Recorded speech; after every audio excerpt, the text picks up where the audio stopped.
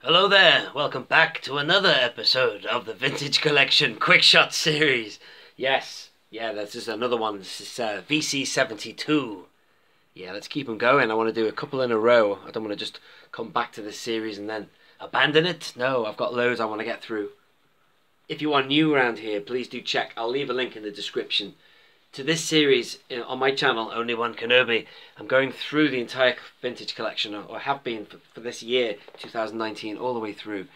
So I'm up to number 72, which is VC72 Naboo Pilot, and here he is. And I love this card back. And shortly, when I've got through all of these Phantom Menace figures and cards, I'm going to give you my top 5 Phantom Menace figures that they've got there. There's 17 altogether, as I showed you in my wall the other day. Let's just go in on these things. I can get 17 in a row on my wall anyway, so that's the entire Phantom Menace line. But then there's also a load of other stuff that they need to bring out, so I will do another video which is my top 5 could and should be in that line of figures, definitely. And if the rumours are true that they're going to get rid of like movie lines and it's just going to be vintage collection in the 3 3/4 inch line, then that's good news, isn't it? Because there's potential to bring out loads of other stuff. I won't get into it now. There's loads of characters, but I did want to discuss this fella here. This is Rick Ollie. I met this guy in real life, the guy who played him. God, I've forgotten his name, the name of the actor. That's bad, isn't it? Anyway, yeah, he's been in all sorts. He's been in Alien 3. He's been in Wayne's World 2. You know, it rained all morning, and then it cleared up in the afternoon. And that's it. I almost remember something else then, but it's gone. You can remember what it was? So I met this guy backstage at a Beach Boys gig. It was Brian Wilson. And it turns out he was... I'm really sorry, I'm going off piste there. I didn't mean to talk about this guy, but anyway. I do want to talk about Rick Ollie, but firstly, this fella, the fellow who plays him, he was... Yeah, he I think he was in a band, a tribute band. It was like Beach Boys Beatles tribute. Like Sgt. Pepper meets Pet Sounds tribute band. It was awesome. So he was lining up to meet Brian Wilson. It was great. I stood next to him and, you know, I did the usual thing. Oh man, I love you in that movie. I love you in Wayne's World, man. Yeah, and God, what a great career he's had. He's been in the Star Wars film as well. Awesome. And with Nail and I've not seen that film. Digressing here. So anyway, let's go back to basics. So this guy here, Rick Ollie, is another good candidate for a vintage collection card back for the Phantom Menace.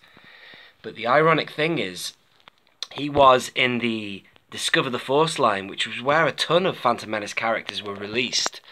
I believe Mahonic was actually in. I didn't realise Mahonic, who I've just reviewed, check that out. He is a gran, by the way. Thank you everyone who commented on the previous video on his species.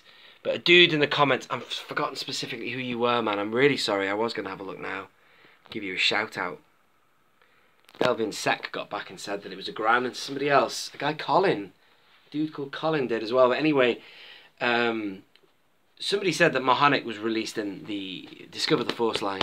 There's 12 figures, I believe, in that line, and this guy wasn't one. This guy wasn't one of them.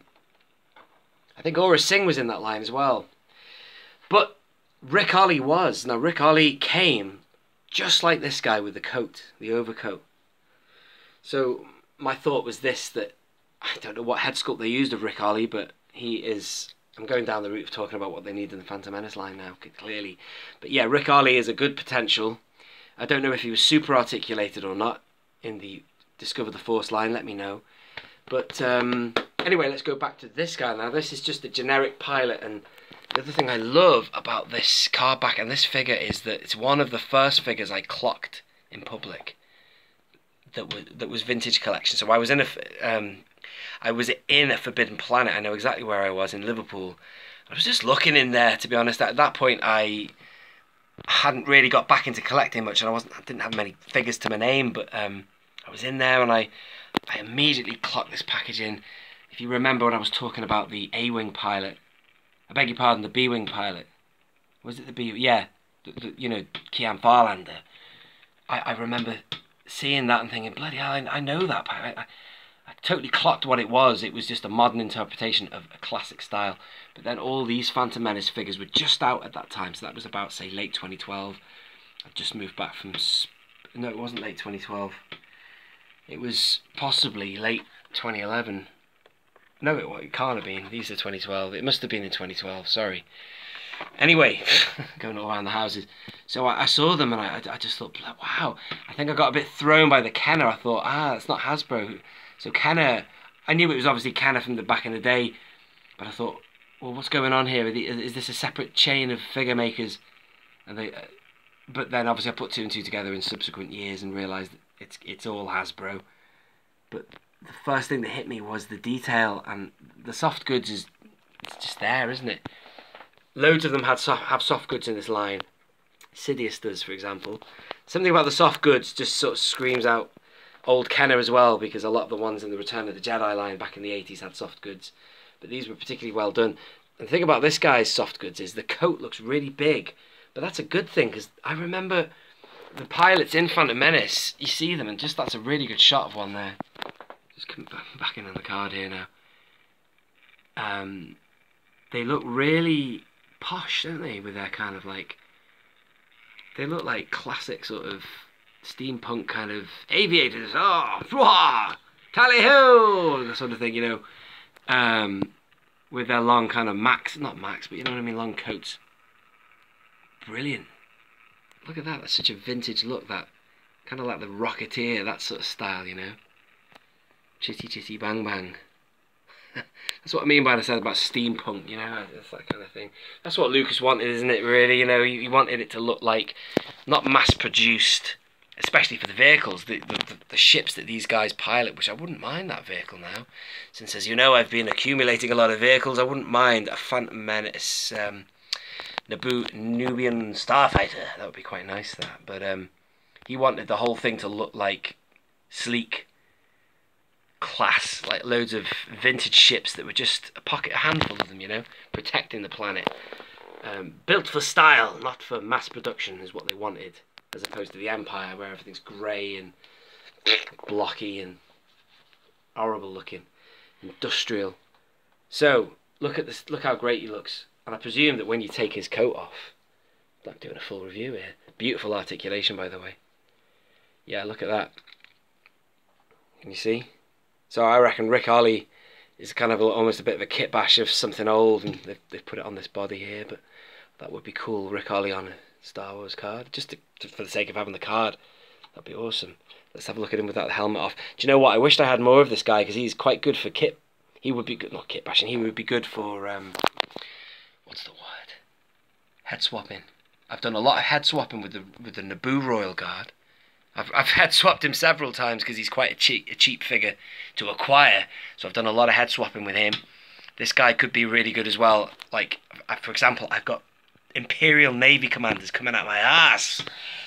So many of them because they've been so cheap in the Entertainer that head swapping is quite good. The blonde guy, you know what I mean?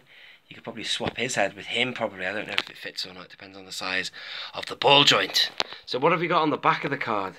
Now, by 2012, they started to get a... Oh, no, look, here we go. Now, this is what you would have seen on the Mahonic card back. See, at the back here. Because he was never a figure before in the vintage collection, they got rid of the historical lesson. Damn it. They got rid of the historical lesson.